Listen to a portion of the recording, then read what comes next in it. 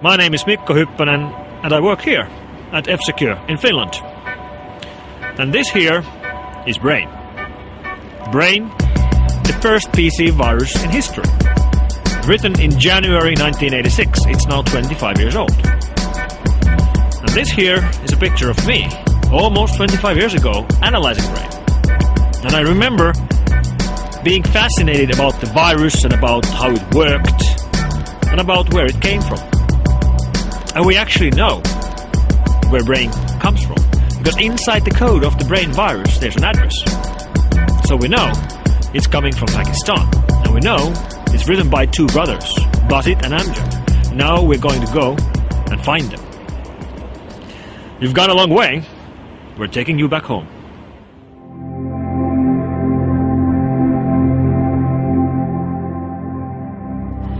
This is the way viruses used to travel, with people traveling around the world carrying floppies with them. Floppy disks infected with viruses like Brain. And of course today, all the viruses spread over the internet.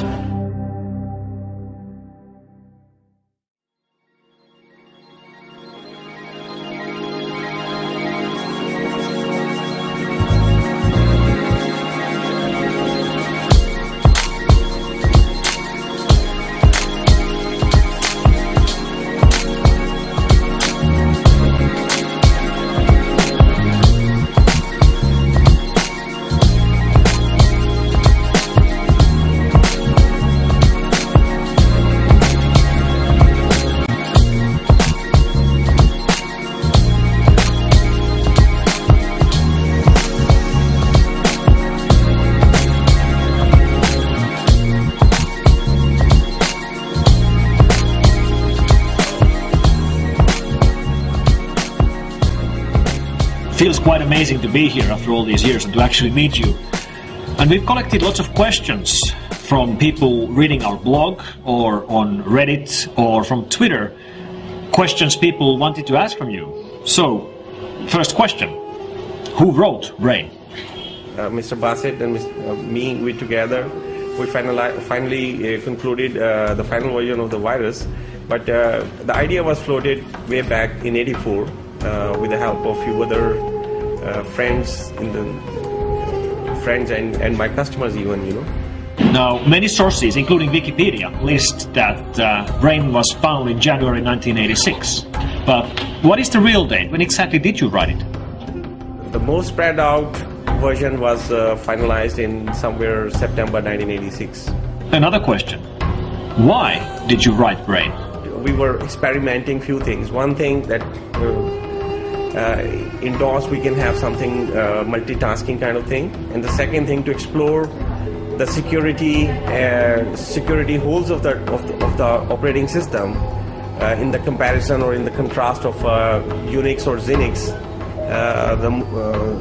the de facto operating system of the time, and the DOS was something new.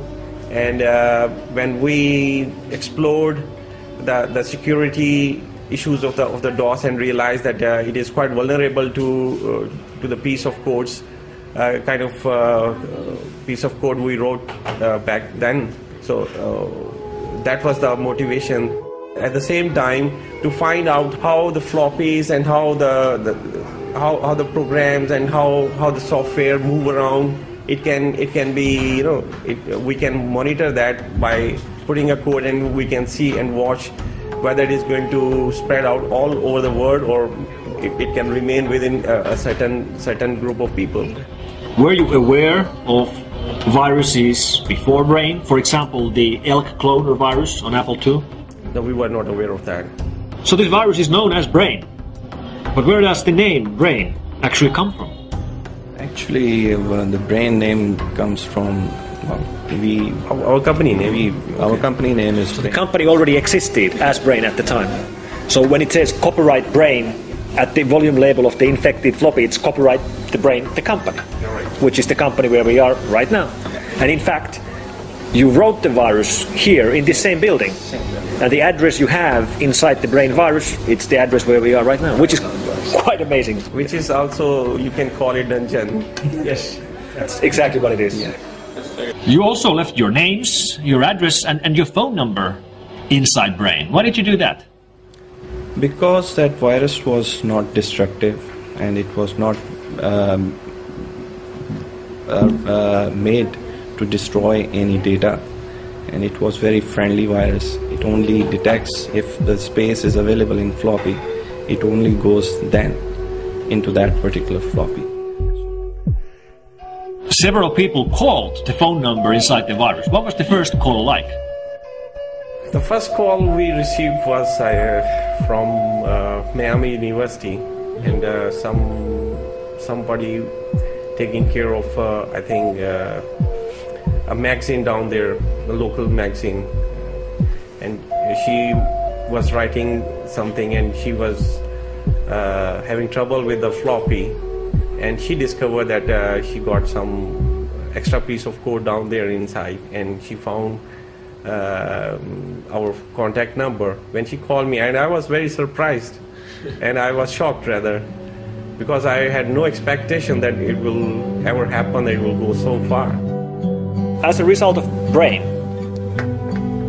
did you ever get any threats? Did people get angry at you? No, it's very, very strange that, you know, I have never get any threat or anything, or any challenge, like, you know, like lawsuit or anything like that. So after Brain, did you ever write any other viruses? No, never. And most of the malware we see today are written to make money. They're written for financial gain through banking trojans and keyloggers. What do you think about that? I feel or think about these things as a criminal act, purely criminal act. Do you regret writing Brain 25 years ago? In fact, that time when we wrote, we had no intentions to have any distraction or anything. So we never thought of having any regrets or anything.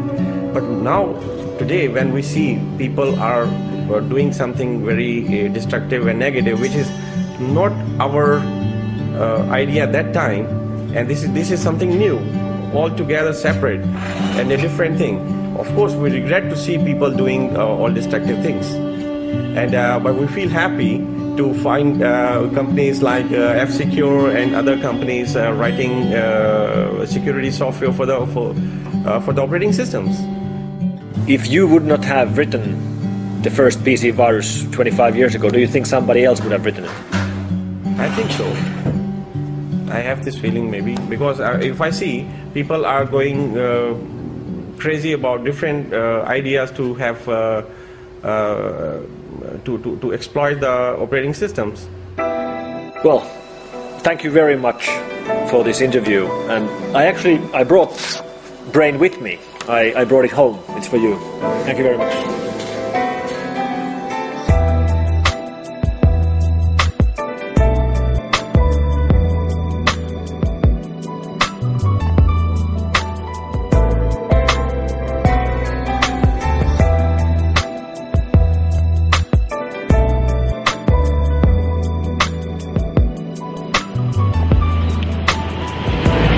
Story of Brain, and it's been really extraordinary for me to be able to come here and to meet these people and to understand the history of Brain much better.